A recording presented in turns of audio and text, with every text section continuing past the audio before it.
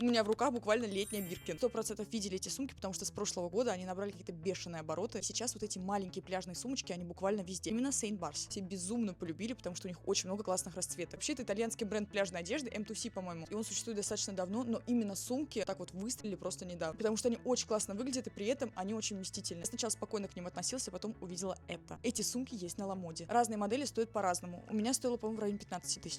Делаю вид, как будто я ее еще не выгуливала. На самом деле я с ней уже ходила, просто по улице сейчас. На секундочку, недавно в Москве снег выпал. Но она мне просто безумно нравится. Вы посмотрите на это сумасшедшее сочетание леопарда и такого нежного бэйби-пинк розового. В комплекте еще есть плечевой ремешок, я его еще не носила. Здесь лого бренда, и мне очень нравится, что здесь есть потайной кармашек. И он леопардовый. Кажется, что она прям совсем крошечная, но на самом деле из-за того, что она мягкая, она в себя очень много всего вмещает. Конечно, на пляж с ней не походишь, там, да, полотенце туда не спрячешь, но ношу ее как обычную повседневную сумку, я просто от нее в восторге. Мне кажется, это я. Ну а все фотки и ссылку на эту сумку я оставлю у себя в телеграм-канале. Там вообще больше о моде и бьюти.